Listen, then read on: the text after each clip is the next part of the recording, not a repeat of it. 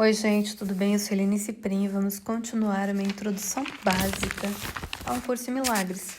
Estamos no capítulo 4, Mentalidade Certa, Raiva e Perdão. E a gente começa assim: perdoar é ser capaz de olhar para o que está além da escuridão do seu ataque, vendo-o, em vez disso, como um pedido de luz. Essa é a visão de Cristo. E a meta de um curso em milagres é ajudar-nos a fazer face a qualquer situação e qualquer pessoa em nossas vidas, sem exceções, com essa visão. Fazer uma única exceção é dizer realmente que há uma parte de mim mesmo que eu quero manter amortalhada na escuridão da culpa, sem nunca deixar que seja liberada pela luz. A forma na qual eu faço isso é projetar essa parte em você e ver essa mancha escura em você. A última visão do curso vem na última página do texto, onde ele diz que nada que venha das trevas ainda permanece para esconder a face de Cristo de quem quer que seja. Nesse ponto, toda a escuridão da culpa em nós mesmos será desfeita. Então, veremos a face de Cristo que, incidentalmente, não é a face de Jesus. A face de Cristo é a face da inocência que veremos em todas as pessoas no mundo. Nesse momento, atingimos a visão de Cristo e é a isso que o curso se refere quando nos fala do mundo real, que é a meta final antes do céu. O que isso significa em termos da nossa vida prática é sermos capazes de ver cada coisa que ocorre a partir do momento em que nascemos ao momento da nossa morte, do momento em que acordamos todos os dias ao momento em que vamos dormir todas as noites, como uma oportunidade que o Espírito Santo pode usar para nos ajudar a ver que somos sem culpa. Assim como olhamos as outras pessoas nas nossas vidas, estamos olhando para nós mesmos. Assim sendo, as pessoas que são as mais difíceis e as mais problemáticas são as maiores dádivas para nós, porque se pudermos curar os nossos relacionamentos com elas, o que estamos realmente fazendo é curando o nosso relacionamento com Deus.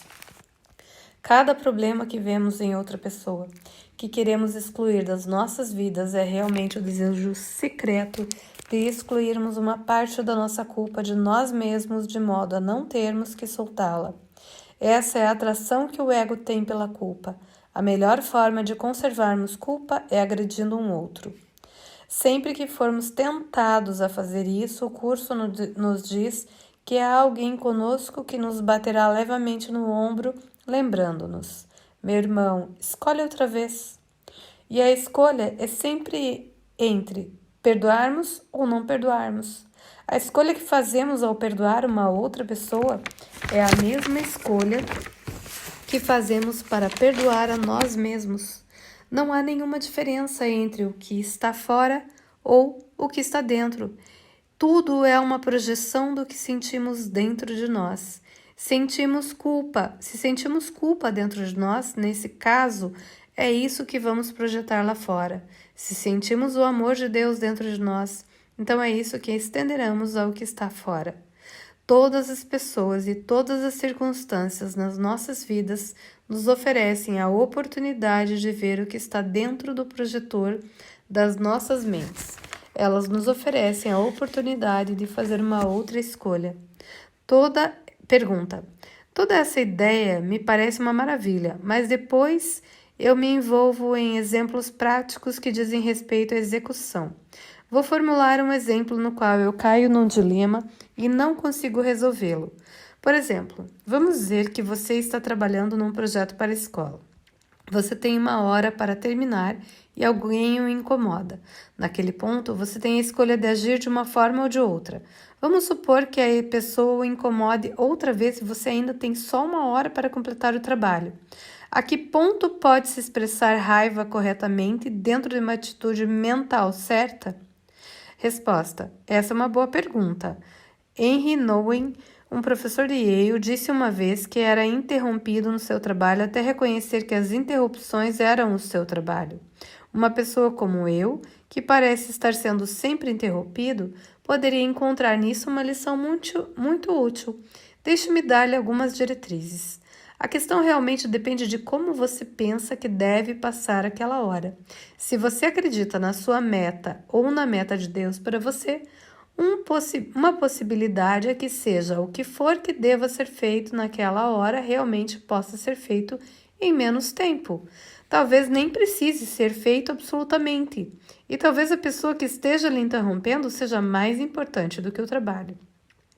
Talvez ambos sejam importantes. Talvez o trabalho tenha que ser terminado e talvez essa pessoa também precise de alguma expressão de perdão.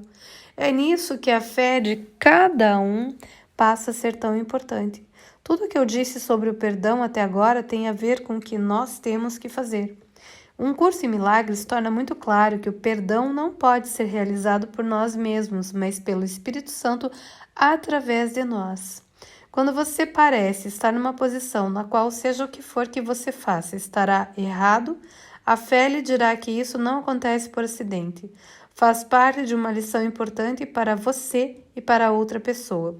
O que você tem que fazer nessa hora é ir para dentro de si e rezar, seja qual for a sua forma de fazer isso, dizendo: olhe, eu quero realizar esse projeto, mas aqui está essa pessoa gritando por ajuda. Eu não quero vê-la como uma chata, mas como meu irmão ou irmã. Ajude-me. Se essa é realmente a sua meta, não magoar ninguém enquanto faz o que você pensa que tem que ser feito, de algum modo isso vai se realizar. É isso que é um milagre.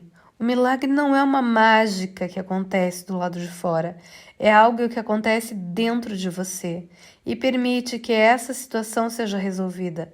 É esse o princípio que você tem que seguir a cada vez e todas as vezes que estiver numa situação que pareça insolúvel. Quando você é sincero na sua motivação de não querer ferir ninguém, mas quer fazer o que tem que fazer e não sabe como, essa é a declaração mais honesta que você pode fazer, porque em nós mesmos e por nós mesmos nós não sabemos o que fazer, mesmo quando nos sentimos absolutamente certos. Mas há alguém dentro de nós que de fato sabe, e é a ele que temos de ir.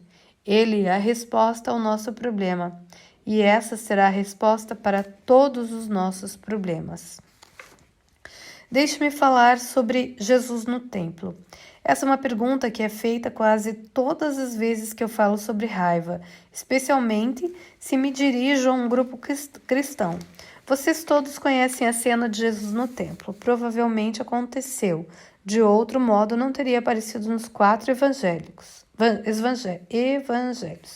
Por sinal, essa é uma forma de saber se algo aconteceu ou não. Há 3 evangelhos, Mateus, Marcos, Lucas, que constituem um grupo, e depois a João, que é bem diferente. Se algo é relatado nos 4 evangelhos, é provável que tenha acontecido. Também é provável que não tenha acontecido sempre como está escrito, mas deve ter acontecido. Segundo Mateus, Marcos e Lucas, a cena se passa no fim da vida de Jesus, pouco antes dele ser preso. Em João, acontece bem no início do seu ministério. Jesus está no templo em Jerusalém, lugar mais sagrado do judaísmo.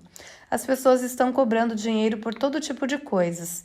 Então, efetivamente, usando o templo para os seus próprios propósitos. E Jesus diz: vós, porém, a tendes transformado em covil de salteadores. Nisso, está citando Jeremias. Ele derruba as mesas onde os trocadores de dinheiro estão fazendo seus negócios e os expulsa do templo. Aliás, em lugar algum dos evangelhos jamais é dito que Jesus estava com raiva, mas o descrevem em um estado que poderia ser equivalente à raiva. Esse é um incidente que as pessoas usam para validar o que chamam de justa indignação. Afinal, dizem elas, Jesus ficou com raiva, então por que eu não posso ficar? Uma coisa interessante sobre isso é que eles esquecem todas as outras coisas nos evangelhos, onde Jesus diz claramente o que sente sobre a raiva. Você só precisa ler o Sermão da Montanha, onde ele diz: ouviste o que foi dito aos antigos, não matarás. Eu, porém, vos digo que todo aquele que se irar contra seu irmão estará sujeito a julgamento. Essa é uma declaração bem nítida e descreve exatamente o que ele fez no fim da sua vida, no qual nenhum outro homem teria mais direito de ficar com raiva, mas ele não ficou. É interessante como as pessoas pegam um incidente e esquecem todo o resto. Contudo, eu penso que há 3 maneiras básicas de se interpretar essa cena. Uma é que ela não se passou como foi descrita. Agora, isso pode ser visto apenas como uma boa saída, mas há bastante evidência dos especialistas contemporâneos que estudam as Escrituras indicariam que muitas das palavras iradas que foram postas na boca de Jesus não foram absolutamente ditas por ele, mas atribuídas a ele pela igreja nos seus anos iniciais, pois ela estava tentando justificar a sua própria postura. Há uma frase na qual Jesus é citado que diz: "Eu não vim trazer paz, mas uma espada", a qual, incidentalmente, ele reinterpreta no curso O Jerome Biblical Commentary, que é um documento católico com muita autoridade, pergunta como o príncipe da paz poderia jamais ter dito isso.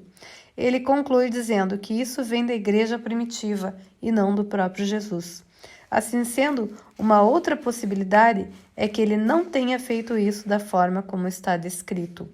Mas, deixando isso de lado por um momento, assumimos que ele, de fato, tem agido assim mesmo. A forma na qual eu escolheria compreender esse incidente é a seguinte: como qualquer bom professor, Jesus sabia como passar para os seus alunos o que queria ensinar da forma mais eficaz possível. Essa é uma cena muito dramática diante de todas as pessoas em Jerusalém que estavam lá para a Páscoa dos judeus, uma das 3 maiores festas do judaísmo, quando todos deveriam ir ao templo em Jerusalém. Isso veio bem perto da Páscoa, portanto o lugar estava muito cheio de gente. Esse era o lugar mais santo da terra para um judeu, e é daqui que Jesus escolhe mostrar com clareza como o templo de seu pai deveria ser tratado. Uma maneira de se ver isso é considerar que ele não estava pessoalmente com raiva, mas sim tentando esclarecer algo da forma mais dramática e convincente possível. Quando falamos de raiva, há 3 atributos importantes nisso. Um é que a pessoa que está com raiva não está em paz. As pessoas não tentariam afirmar que no momento em que estão com raiva estão também em paz. Os 2 estados são mutuamente exclusivos. O segundo é que o momento em que você está com raiva, Deus é a coisa mais distante da sua mente. Você não está pensando em Deus e sim no que essa pessoa terrível fez com você. E o terceiro atributo da raiva envolve a pessoa da qual você tem raiva. Você não a está vendo absolutamente como seu irmão ou sua irmã naquele momento. É óbvio que você está vendo aquela pessoa como seu inimigo ou não a estaria atacando. E a gente vai continuar no próximo. Então, pensa aí nos 3 atributos da raiva. Você ainda acha que é justificável? Se você acha que é justificável, comenta aqui o porquê você acha isso.